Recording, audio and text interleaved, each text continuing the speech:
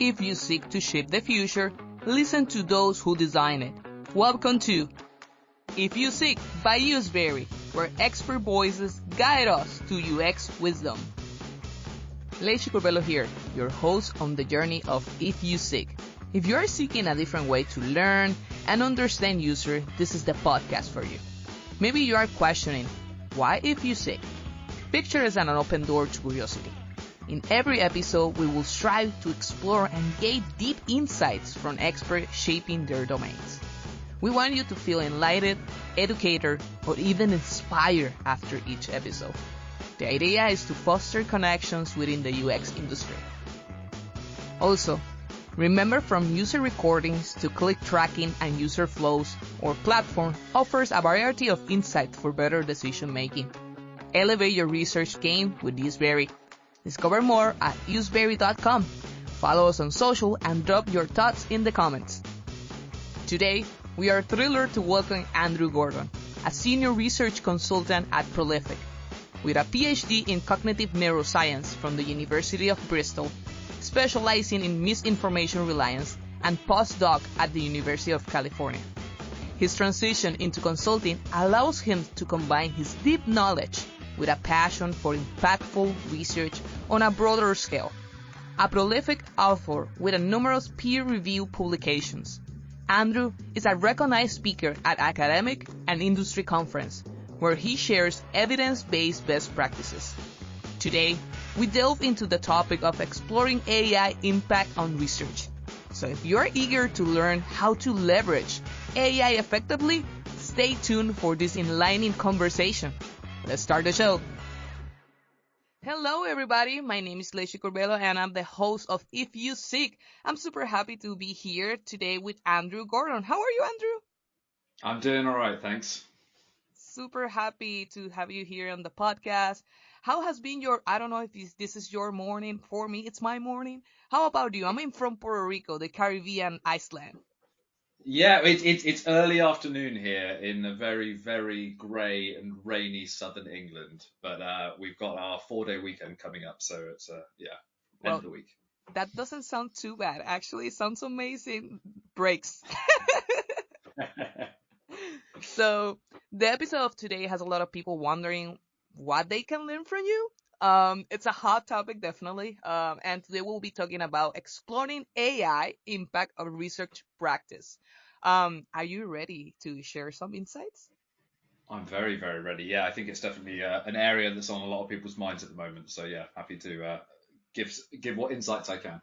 As we say in the Caribbean, we have a little bit of phrase that says like un pajarito me dijo. Basically, it's a little bit bird told me that you are a senior research consultant at Prolific, and I would love to know what is a typical day and what you do in your role. Yeah, for sure. So I think it's probably best if I start off just kind of maybe explaining a little bit about what Prolific is and what we do. So essentially what we are is an online marketplace that connects researchers from academia, AI, corporate research with participants all around the world. So we've been going about 10 years now. Grew out of the University of Oxford when our two co-founders were struggling to find participants for their research.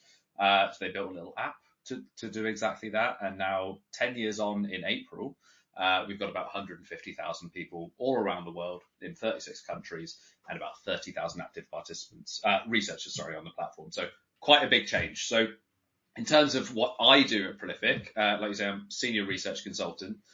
Really, no 2 days are the same for me. So I currently lead the Prolific Research Services team, which basically means I work very closely with researchers across different disciplines. I work on their projects with them, or I even manage projects for them fully.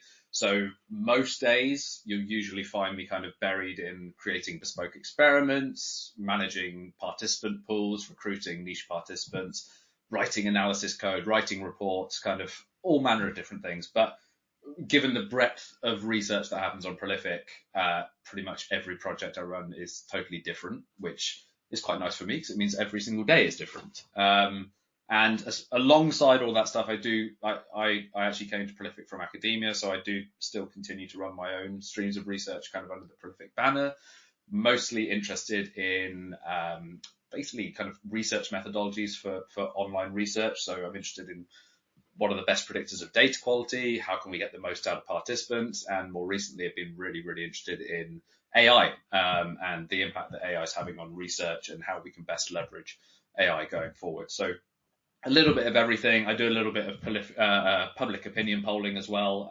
So yeah, it's a pretty varied role, and no 2 days are really the same. So Apparently, you do a lot of things. You're almost like an octopus. yeah, I like to think of it that way. Yeah. I mean, this is super nice because you have the opportunity to actually learn from different things, not be so boring just with one thing at a time.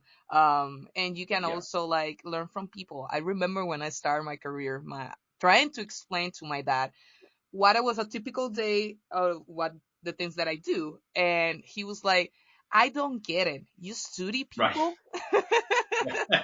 And I I was get like, that an awful lot. Yeah. "Kind of, kind of." Yeah. Yeah, it's definitely trying to kind of explain honestly like an online marketplace for research to people. Most people aren't really familiar with that concept, so when people ask me what I do every day, I do struggle a little bit to explain it. So. You study people, Andrew. Essentially, yes. Yeah, I study people in different contexts. Yeah. Just kidding, just kidding. As a UX designer, you imagine that I also need to do research, of course. And I try to do the best I can with the tools available to me. Currently, designers out there, they have access to a lot of information, and right now, of course, they will have access to AI. Considering this and talking about this, how does AI assist gathering and analyzing large volumes of offline data for research purposes? I think it's kind of a good tool, but sometimes we have a little bit of fear of how we can actually use it in a correct way. What are your opinions Yeah. on that?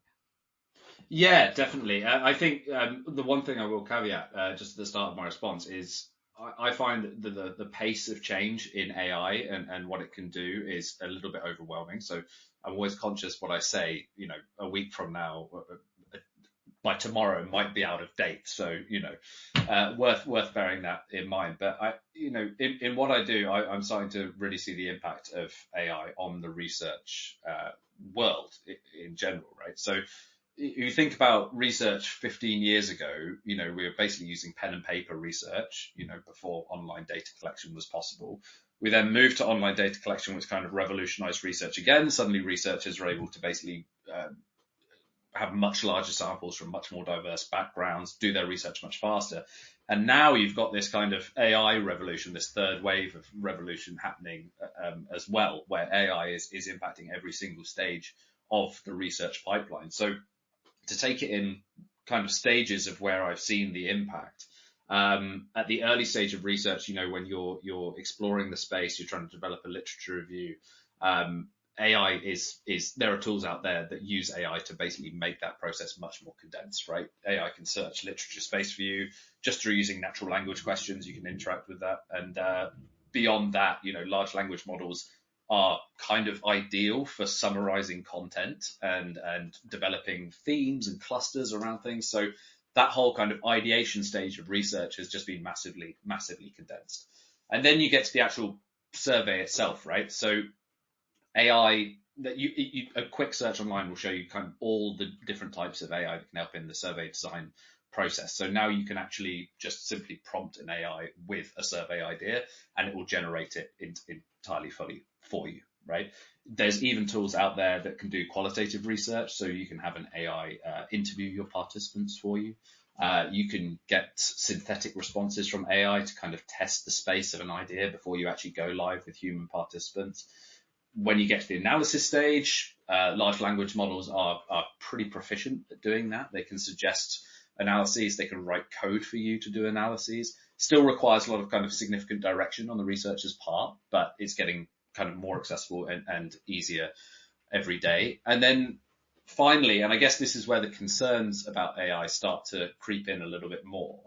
AI can write content for you, right? So a lot of what researchers do is they run research and they write papers. Now, if AIs get involved in that paper writing point, that's the point at which we probably want to be slightly concerned, because there are tools out there like Grammarly, which is AI, right? But it's not exactly a bad thing. It's just helping you write better. But If someone's going to the chat GPTs of this world and actually asking it to write a method or asking it to write an introduction to a paper, that's when we probably should start to be concerned. So yeah, it's pervasive throughout the research cycle. And to be honest, I only see one direction of travel, which is that it will become much, much more embedded as time goes on.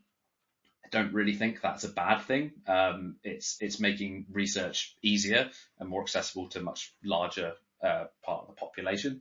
And broadly speaking, the more people you have doing research, the more insights you have and the more data you have to make decisions.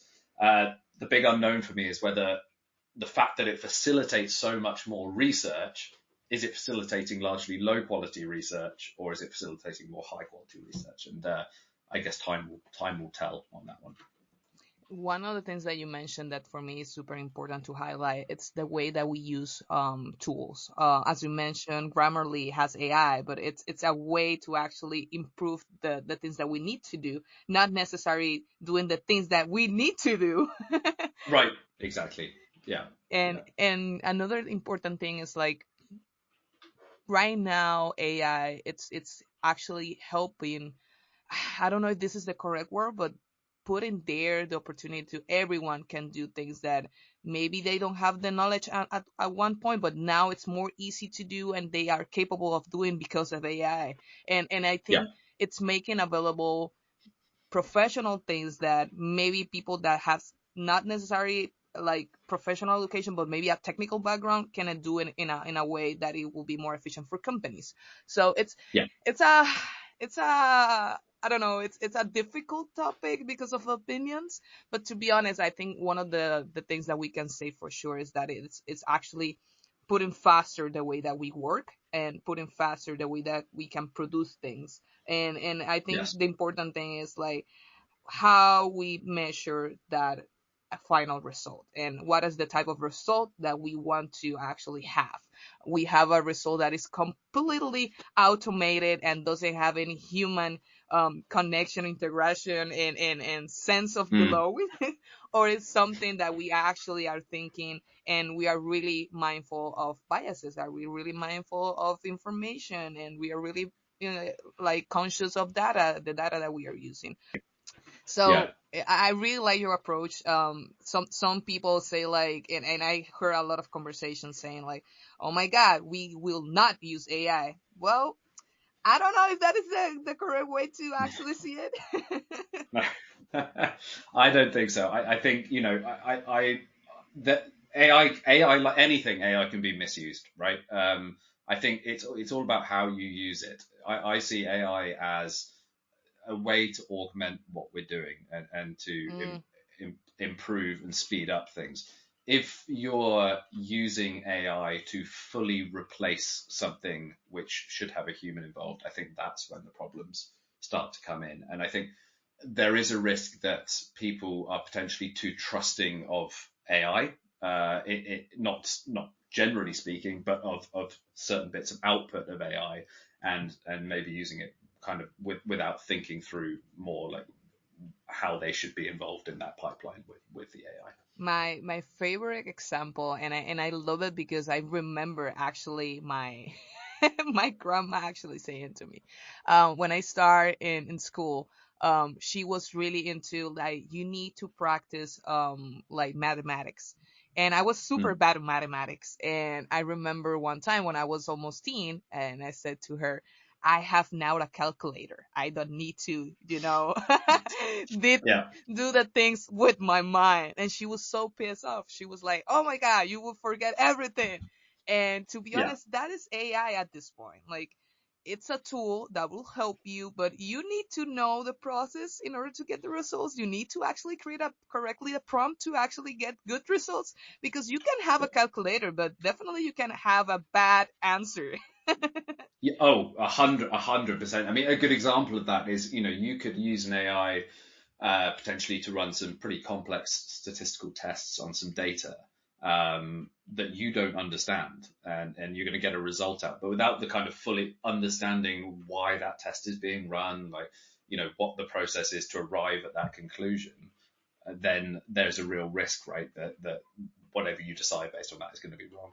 So I think it's that concept of making sure you are a cog in the AI pipeline, right? Don't fully outsource everything to AI. Make sure you're part of it. Yep, yep. Now, as we know, we need to ensure that even when cross-referencing, things can change and will be changing with the use of AI and in how diverse, representative, trustworthy the data online currently is. And we know that sometimes data is not so, trustworthy. So let me ask you, what challenges arise when using AI cross-referencing and verifying information gathered from various online sources? Yeah, you're definitely right to call this out. I think AI is not infallible, right?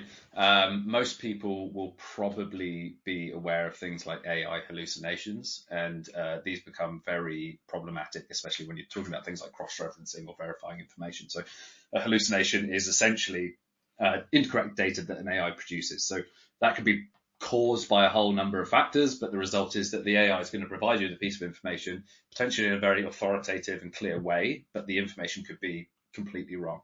A good example of this is when you ask some common large language models for citations of published research, for example. So you might say, can you give me some examples of papers that were published on looking at X, Y, and Z? Sometimes what you'll find is they'll actually produce a full citation of a paper. So that's the authors, the name of the paper, the journal, the issue number, and even the page range. But it doesn't actually exist, right? That is an entire hallucination. It looks completely legit, but it doesn't exist. Now, the good news is that there are tools out there which are better at doing this kind of thing. So, for instance, referencing and validating information. One I would call out that I use very regularly is called Perplexity AI, and that's a really good tool for if you are exploring a space and you ask it a question, it will provide you data back with references that you can actually verify, which is really great. But it is a problem more generally with LLMs, and part of the issue as well is that most LLMs and AIs don't really have current access to the internet. So, for instance, ChatGPT, its training data goes up to January 2022, so it doesn't know anything that's happened beyond that. So if you're asking about things that happen beyond that, it's either going to give you, it's either just going to say no, or it's going to give you completely incorrect information. So it's kind of inherent on the user to understand which AI should be being used for which task. And more so than that, I think it's really important for everyone to keep in the back of their mind that what AI is basically a predictive model of data, right? They don't evaluate the truth of the information they provide at all. At a very, very basic level, what these language models are doing is basically predicting the next word in a sentence that they're giving back to you. The fact that they can't evaluate truth yet, they might be able to, which is a whole different can of worms, especially in like a post-truth world that we're living in at the moment. But the fact that they can't do that means that you basically need to kind of paraphrase Ronald Reagan, you need to trust yet verify the data, right? So don't just take it on face value. Make sure you know what the AI is producing for you is correct. Yeah, this is almost like a soap opera. When you are talking with an AI, like I know that you are tell me something, but I don't know if I can trust you. Yeah, yeah. And you'll find, I've found myself in arguments with AI of saying, that's wrong. Can you give me the correct information? And it will just keep pumping out incorrect information. And I think it's probably it's probably a limit that won't exist on AI for very much longer, given the pace of change. But for now, it's something that really everyone needs to be aware of.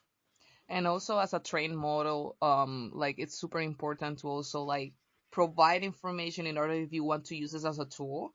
This is Mm. another thing that I've been actually, I don't know, experimenting by myself. A lot of people right now are into like in the space of designing prompts, and Right. it's not only like just give me this and provide it in this format. It's more like, okay, I have all this information and I want it in this format with this outcome, with this kind of reference in this type of like specifically standard operation, whatever. And that Mm. is the way that you can start using the maximum, like the best way to actually maximize the resource of the AI. Yeah. And there's a lot of different actually currently opportunities as a designer for only prompts, and Mm. and it's super interesting of how much you can actually do designing a good prompt, even also like challenging the AI and creating the opportunity to give me three, I don't know, three different versions of this, but also pointed out what are the difference of each version and actually give me what, in your opinion, what is the best suits for this particular case. Yeah, yeah, for sure. And it's a really good call out because I think 99% of people, the way they interact with AI is on such a surface level, right? They might go to a chat GPT and ask it a question, whereas actually there's much more advanced ways that you can interact with these models, like you just called out. And the better you get at doing that, the better the output's going to be and the more useful it's going to be for you. So I think, yeah, there's like crafting the correct prompts, knowing things about like temperature of responses for AI and those kind of things.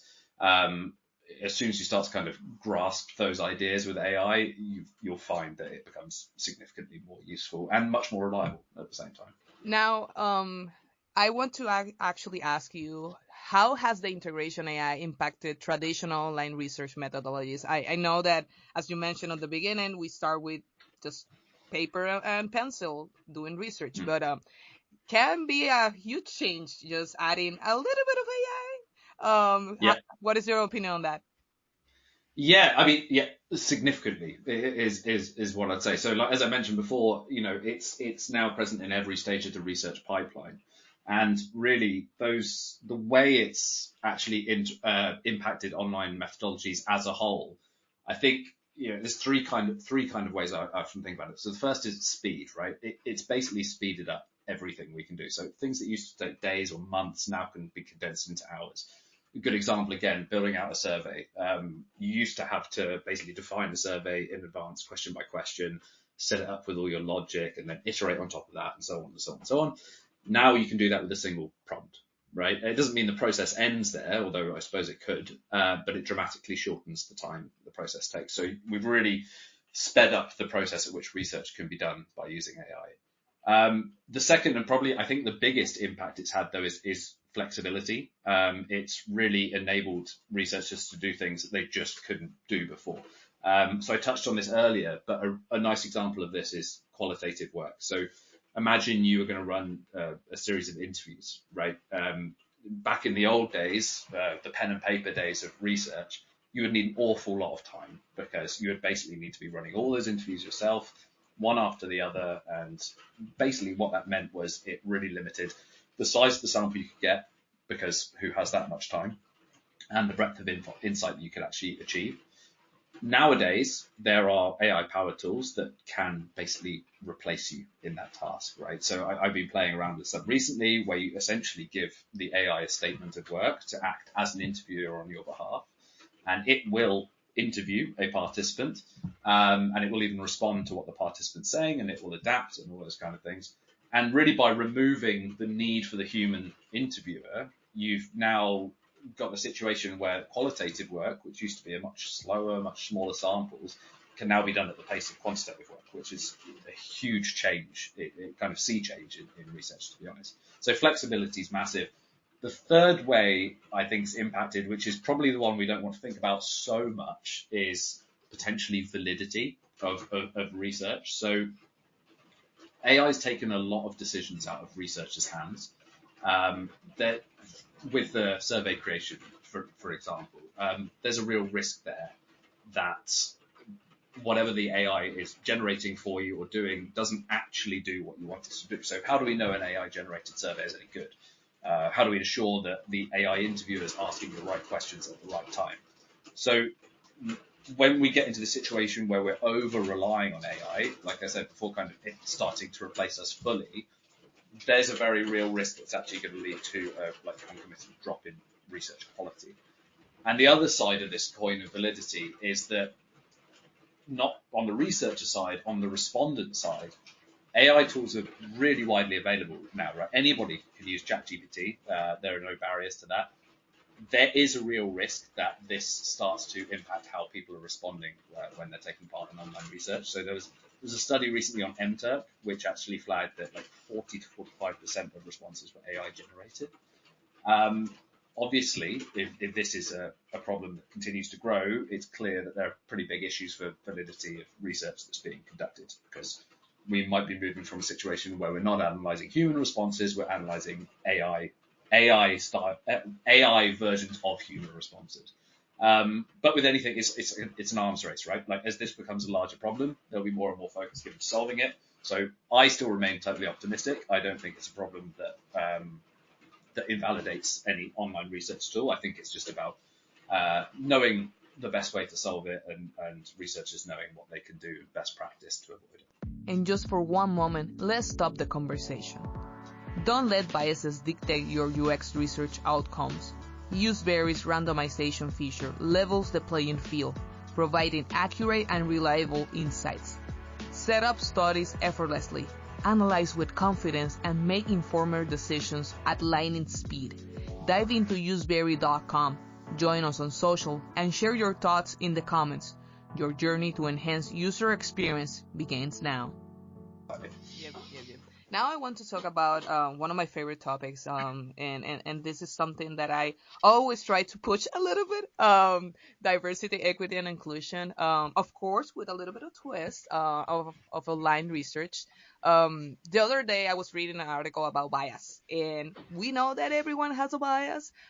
It will be a lie if we say, no, I don't have a bias.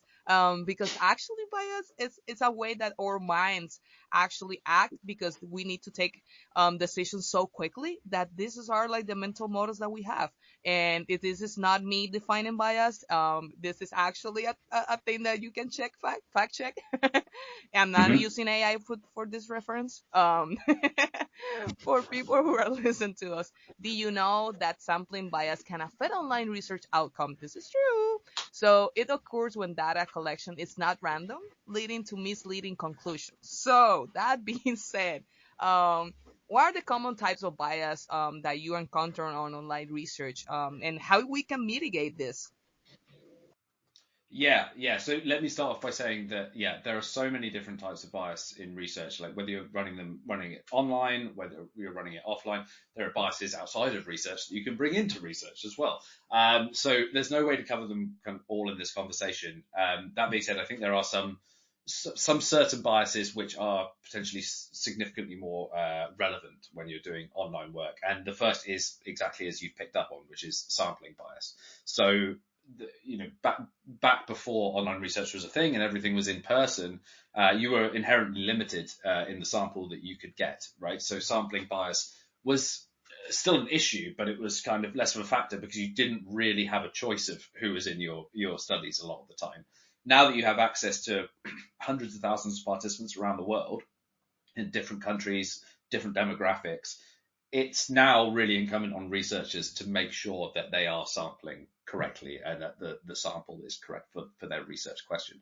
The idea underlying sampling bias is you don't want a situation where certain participants have a higher or lower chance of being selected than others, because then the data that you get out is going to be skewed one way or the other. So an example, you're running a study on youth opinions of TikTok.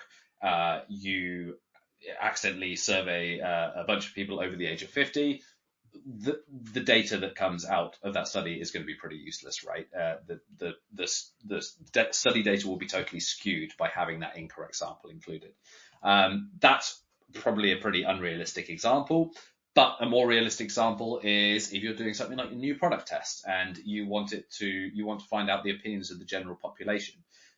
In order for your results to be reliable, you basically need to ensure that your sample is a microcosm of the larger population. And that's the real way that you mitigate sampling bias, right? You look at your overall population, who is it you're wanting to study, who's the population of interest, then your smaller sample, your research sample, should reflect them as much as possible. It's not possible to get a one-to-one mapping, but they should reflect them in terms of the demographic aspects like age, gender, ethnicity, and these kind of things. And that's really the way you'd avoid sampling bias.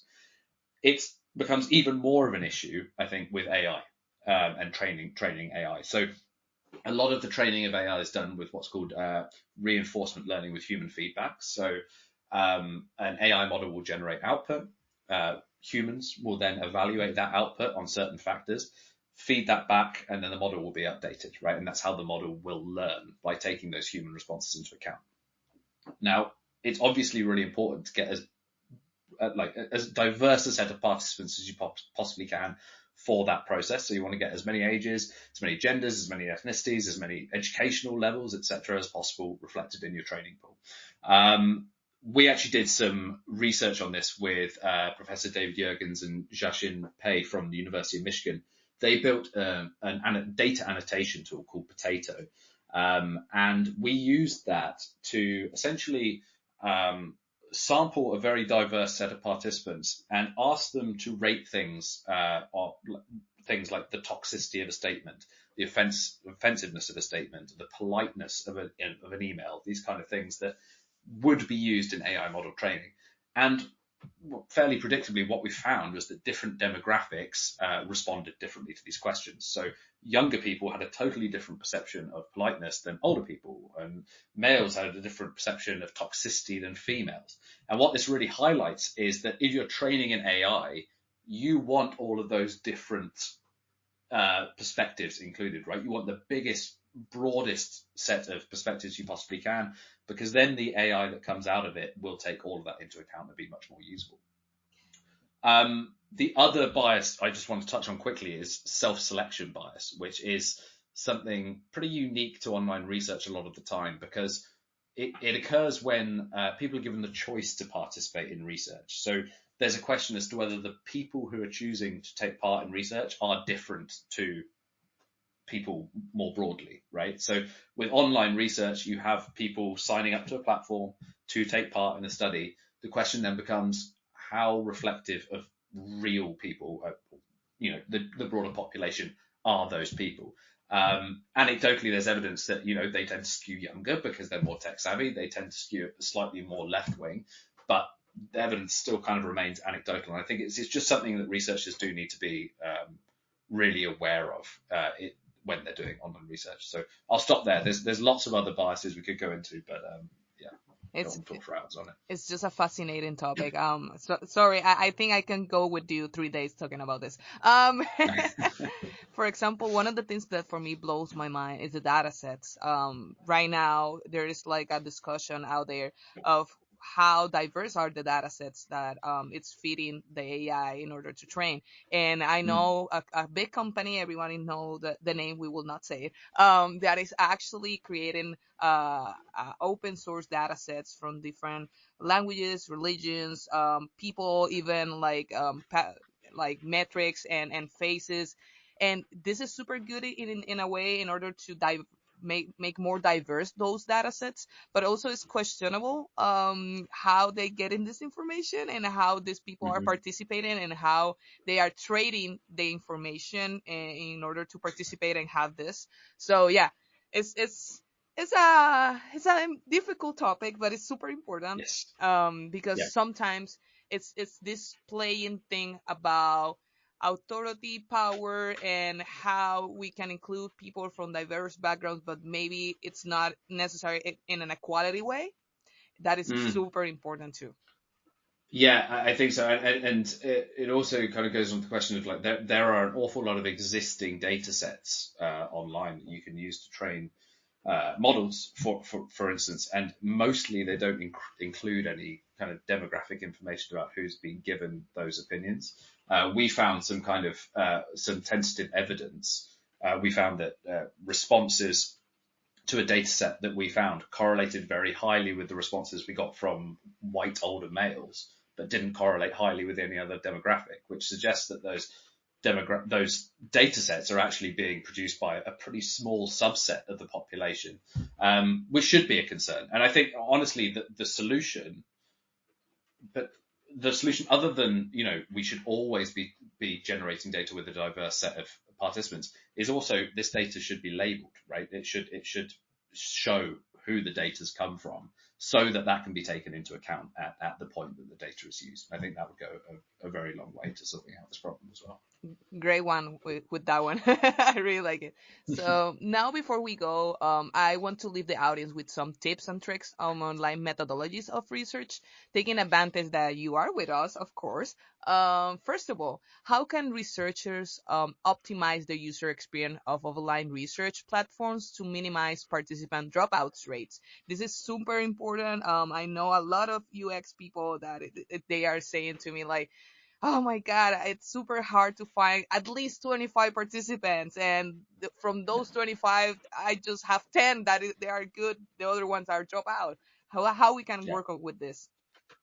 Yeah, it's a great question. It's to be honest, it's something a lot of people in my day to day. Lots of people ask me about this. I also see a lot of kind of unoptimized research and that doesn't really think about the participant experience, and I think that feeds into this quite a lot. The results of when you put something out that's kind of not optimized to maximize retention of participants, it's going to lead to maybe participants leave partway through, which is obviously a massive problem if you're running longitudinal research. They also might just zone out halfway through, right, and start caring less about their responses. That becomes a problem for the validity of the results. Or I guess at the very extreme end, they might get frustrated and intentionally sabotage their responses. Unlikely, but I've seen it happen. So when I'm working on a project and kind of designing the methodology for it, there are a few kind of core things I think about to mitigate the risk of dropout. So first is really just providing enough information to participants right at the start, so they have enough information to decide, do I want to take part in this study? Does it sound like it's for me? If the task they're going to do is tedious, which, let's be honest, a lot of psychology, especially tasks, can be quite tedious, they may decide it's not for them and they may never begin, right? Which is exactly what we want. We don't want them to begin the study and drop out halfway through. We want them to say, actually, that's not for me. I'm not even going to start taking part. Mm-hmm. So essentially, we need to give the participant enough information to make that decision, which sometimes just isn't the case. Second is, once they are in the survey or the task or whatever it is, you need to kind of really optimize that task to make it a good experience for them. So it's things thinking like keeping them informed of how far through the task they are, how long they have left, giving them the opportunity to take breaks, and most importantly, just making the task engaging and fun. There's a whole literature out there about the effects of how we gamify research and how much of a positive impact it can have on data. Even things as simple as adding a bit of variety to what the participant's doing, even if you're not going to study those very different things, just a little bit of variety can make a massive difference in retention rates. Really, you should be thinking, would I want to take part in this research, right? And if I did, what would keep me engaged in it? Third is payment. I mean, it does kind of come down to it. You want to make sure that participants are being fairly compensated for their time. It's one of the principles that Prolific was founded on, that people should get ethical payment for their time, because they're more likely to provide high quality data. And the data really backs that up. So if you are paying participants very little, what you're signaling to them is, A, you don't care about their time, and you're incentivizing them to get through your study as quickly as possible so that they can get onto the next study and maximize their earnings, right? You want to avoid that. Giving them fair payment goes pretty much all the way to addressing it. And finally, if you're conducting longitudinal research specifically, so you're having multiple waves of studies coming through, what you really want to think about is how you're going to incentivize those participants to stay in something over time, right? So it's much easier to keep participants in a single experiment than it is to keep them coming back week after week for 6 months. Again, it's setting expectations. So tell them when the next study is going to appear, how they're going to access it, offering them a bonus if they complete all parts of the study, developing a contact strategy, keeping them informed, messaging them when the next study becomes available. So we often do this by scheduling messages to go out on the Prolific platform to say, next study is available tomorrow. Here's your link. Get ready. And if you do all those things, it's not uncommon in the studies I run to see about 80 to 85% retention rate across time. Now, obviously, it also depends on the amount of time between sessions. So it's going to be a lot easier to keep people coming back 1 week after the other than if you're bringing them back every 6 months, right? So that's a big factor as well. But generally speaking, if you follow those guidelines, you'll get pretty good retention all the time. what I'm hearing from you, Andrew, and I will summarize in a funky way. If you want to actually just cut it down those dropout rates, do a good user experience for your research. Yes. Yeah, yeah, exactly that. Exactly that. And to be honest, I think it's just, I don't think people don't think about that on purpose. I think it just skips some people's mind when they're creating studies, because what they really care about is, how good is this study at getting the data I want? They should be thinking about that, obviously, but they should be thinking, what's it actually like to be a participant in this study? And if you don't want to participate in it, why would anybody else? Yep, yep. And also you was talking about the entire like tips and tricks, and I was thinking this is almost like a funnel. I mean, I always trying Mm, to remind and trying to compare the things with my day-to-day basis, and when I create a funnel, it's like this is the type of questions that the person will feel that is too personal to ask in this moment at the beginning of the funnel. Maybe they will quit out because this is not so this is too boring, or maybe this type of questions is not related even with the thing that they want to actually get from that funnel. So yeah, I was yeah. thinking about that, and it's like we need to create good user experience in the research methodologies.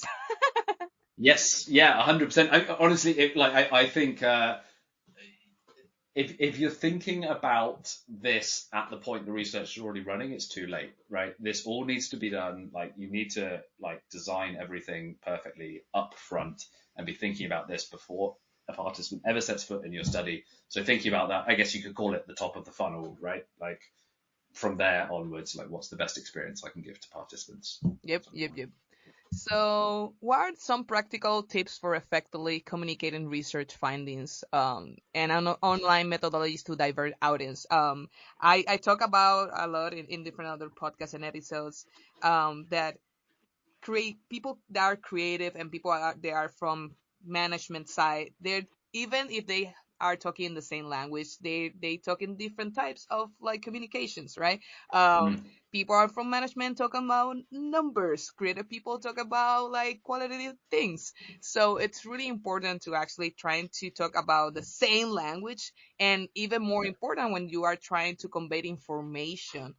Any tips and Yeah. tricks out there?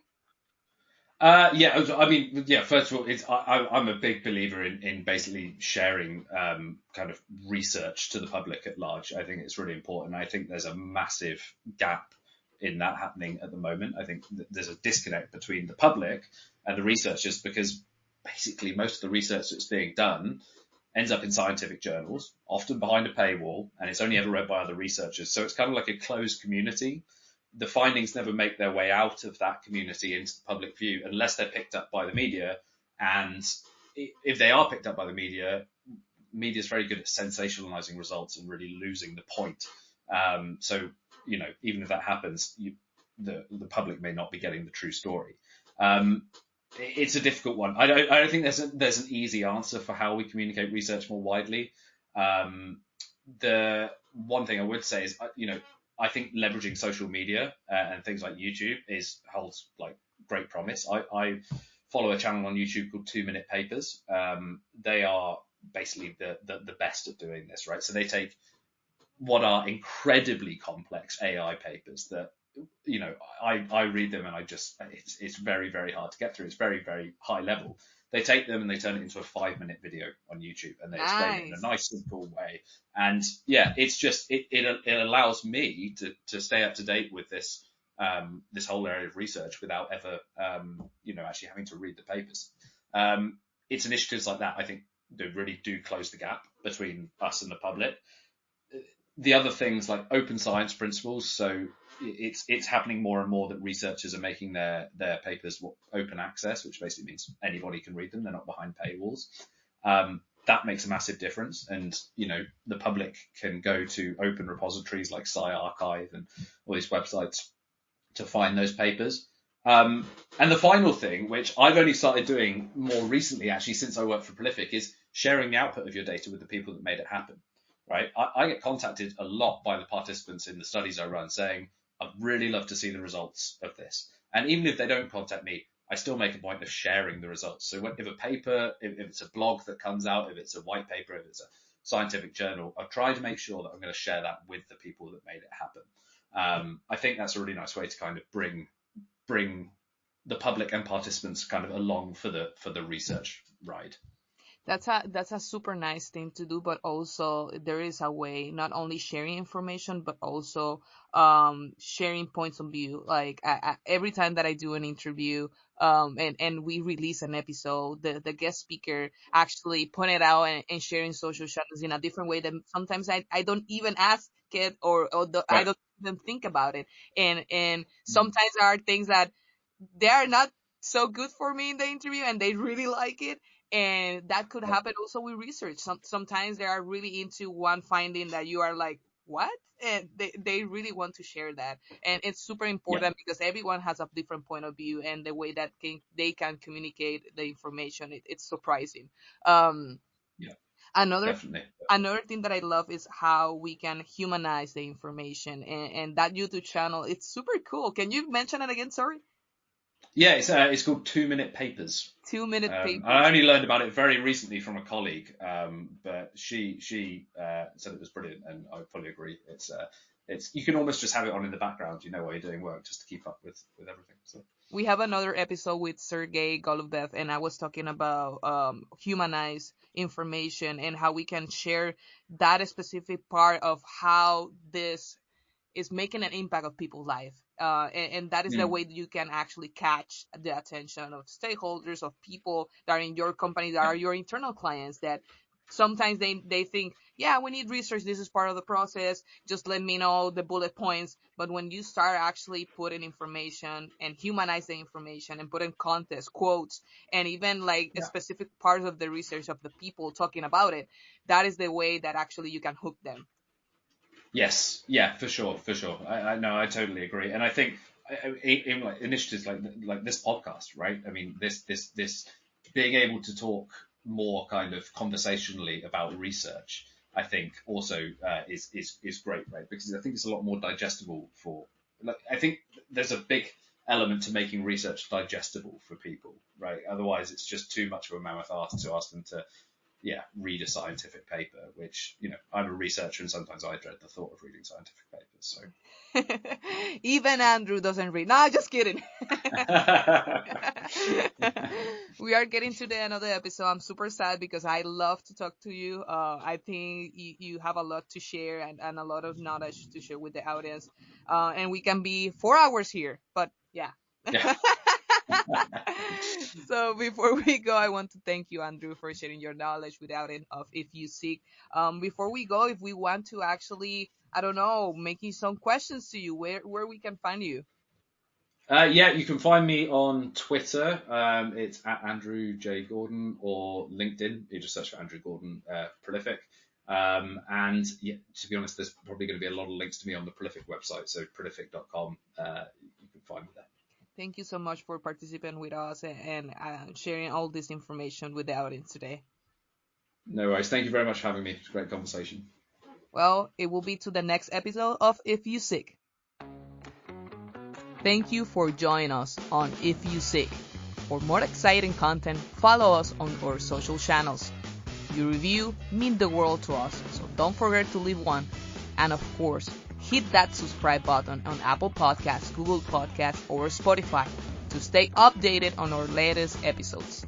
If You Seek, it's a platform for discussions and personal insights.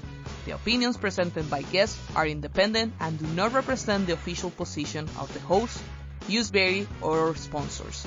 See you on the next episode of If You Seek.